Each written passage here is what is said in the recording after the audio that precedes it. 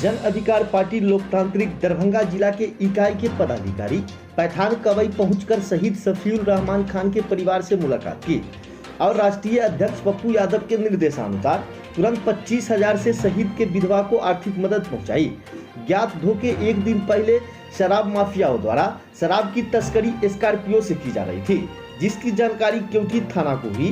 थाना तत्परता दिखाते हुए जो 2 चौकीदार के साथ एक होमगार्ड को तुरंत तैनात किया कि सभी गाड़ियों की सघन तलाशी ली जाए।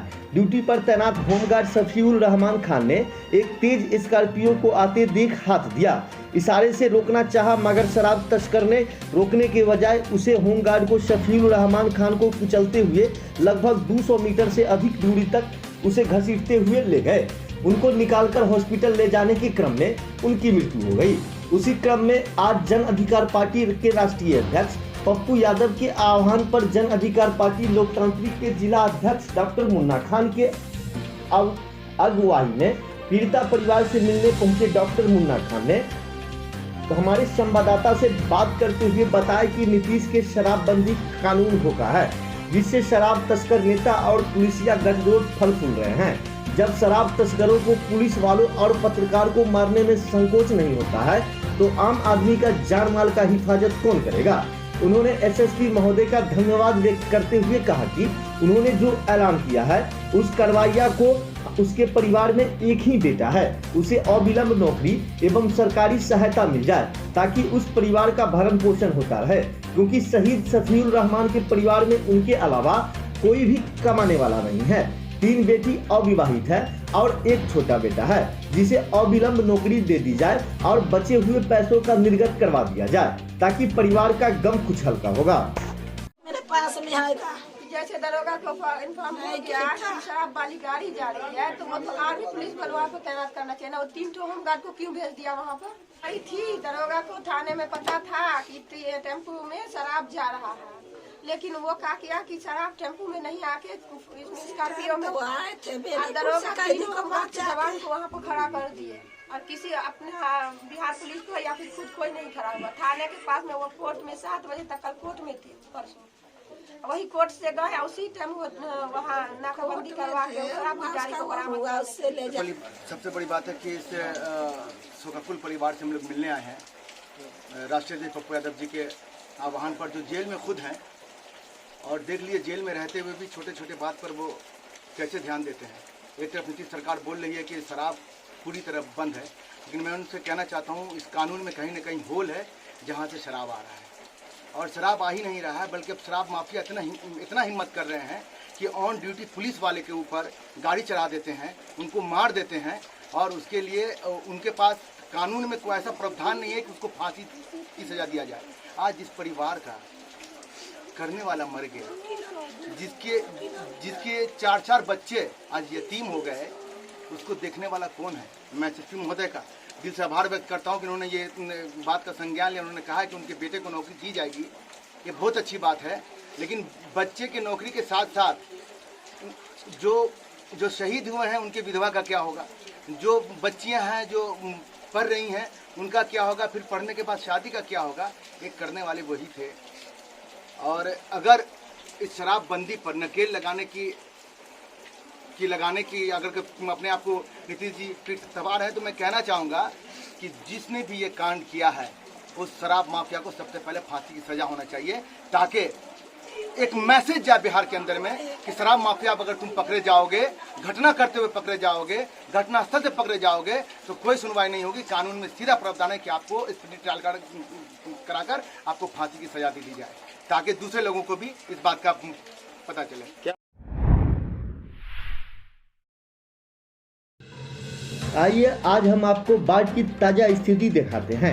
दरभंगा के बहादुरपुर प्रखंड के अहिला गांव की तस्वीर, जहां अभी भी बाढ़ के पानी में कई घर डूबा हुआ नजर आ रहा है और बाढ़ के पानी में चारों ओर घिरा हुआ है। हालांकि बाढ़ का पानी थोड़ा घटा जरूर है, लेकिन लोगों की समस्याएं कम होने का नाम नहीं ले रहा है। मनुष्य के खाने पीने से लेकर पशुओं के चारा तक के लिए भी दिक्कत उत्पन्न हो रही है।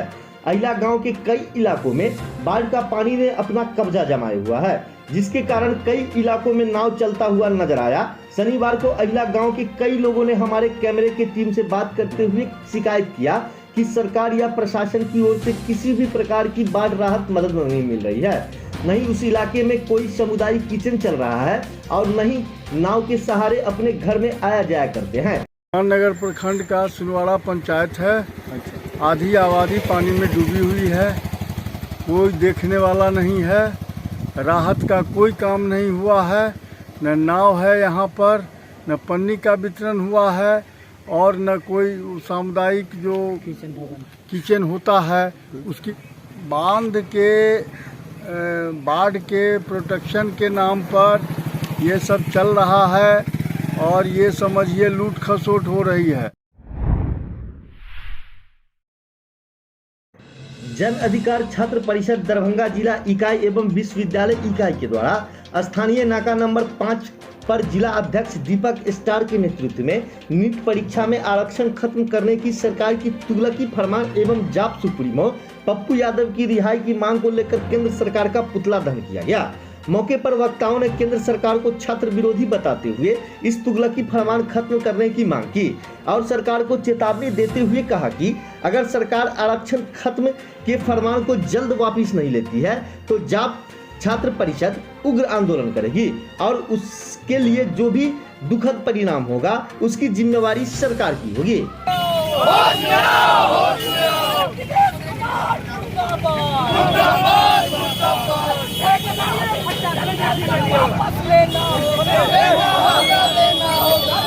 यह सरासर गलत है। इसके विरोध में पूरे राज्य में आज पुतला दहन का आह्वान किया गया है। आज केंद्र सरकार का पुतला दहन किया गया है। तो पुतला दहन नाका 5 स्थित कोतवाली थाना के सामने हम लोगों ने किया है। क्या नाम है? मेरा नाम कुणाल पांडे, विश्वविद्यालय अध्यक्ष जन अधिकार छात्र परिषद। आज नाका 5 पे राज्यव्यापी आह्वान पे हम लोग जन अधिकार छात्र परिषद विश्वविद्यालय इकाई और जिला इकाई दरभंगा के छात्रों ने तुगलकी फरमान जो जारी की है सरकार, आए दिन ये तुगलकी फरमान हिटलरशाही सरकार जारी करती रहती है, कभी किसानों के विरोध में, कभी छात्रों के विरोध में। मगर इनको पता नहीं है, ये चाहती है कि जितना भी आरक्षण है छात्रों का, आरक्षण खत्म करने की ये साजिश कर रही है सरकार। मगर जन अधिकार छात्र परिषद का एक एक साथी जब तक जिंदा है इनकी इस मंसूबों में कभी कामयाब नहीं होने देगा। और अगर सरकार नीट में जो ओबीसी आरक्षण खत्म करने की बात कर रही है, अगर सरकार ऐसा करती है तो जन अधिकार छात्र परिषद उग्र आंदोलन करेगी और इसके जो भी दुष्परिणाम होंगे उसकी जिम्मेदार केंद्र और बिहार की सरकार होगी, जो छात्रों के हित में फैसला नहीं लेकर छात्रों के विरोध में जाती है। मैं इस माध्यम से पुतला दहन के माध्यम से, ये छोटी लड़ाई है, ये छोटी सी अंगड़ाई है, इससे भी बड़ी बड़ी लड़ाई लड़ने के लिए हम लोग तैयार हैं। छात्रों के लिए जहां तक जो भी कुछ करना होगा हम लोग करते रहेंगे। आसिफ आदिल, विश्वविद्यालय प्रवक्ता, जन अधिकार छात्र परिषद।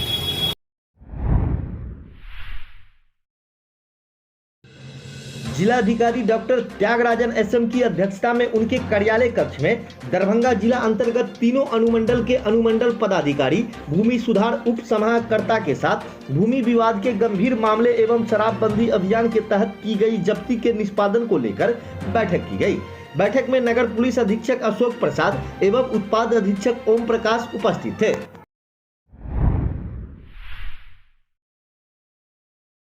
लहरियासराय रेलवे स्टेशन को अत्याधुनिक रेलवे स्टेशन बनाने का कार्य लगातार चल रहा है और इसी के तरह लहरियासराय रेलवे स्टेशन पर प्लेटफॉर्म ओवरब्रिज निर्माण का काम काफी तेजी से चल रहा है और प्लेटफॉर्म रेलवे ओवरब्रिज का कार्य काफी प्रगति में है।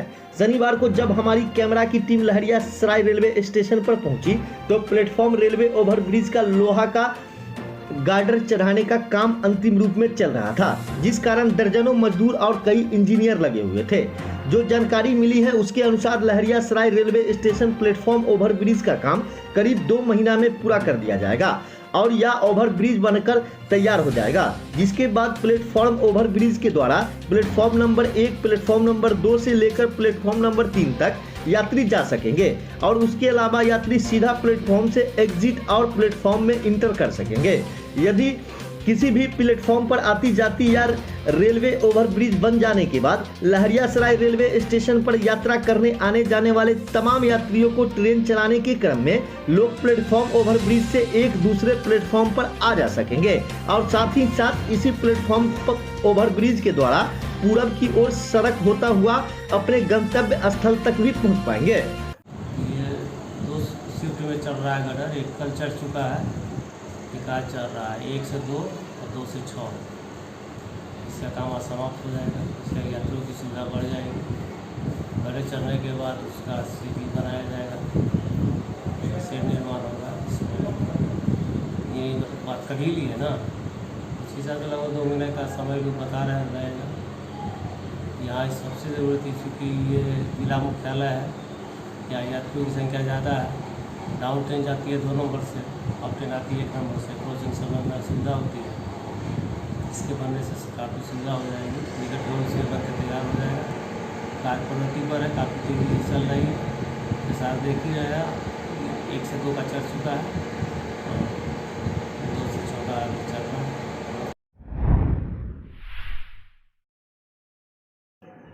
वरीय पुलिस अधीक्षक के आदेशानुसार दरभंगा शहर में सघन वाहन चेकिंग अभियान चलाया गया, जिसमें सड़कों से गुजरने वाले प्रत्येक व्यक्ति को पुलिस के द्वारा गाड़ी से संबंधित कागजात के साथ साथ उनका कमर, हेलमेट, मास्क के साथ साथ उनका डिक्की भी चेक किया गया, ताकि शहर में कानूनी व्यवस्था को सुचारू रूप से चलाने हेतु लगातार वरीय पुलिस अधीक्षक के आदेशानुसार सघन चेकिंग वाहन अभियान चलाया जा रहा है।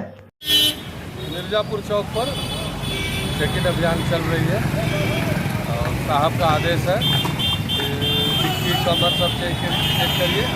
अवैध पार्किंग में जो भी गाड़ी आती है लगा रहता, कोई नहीं रहता, उसकी चलान करा जाता है। ये ऐसा ही मोहम्मद अफरोज अहमद अभी तक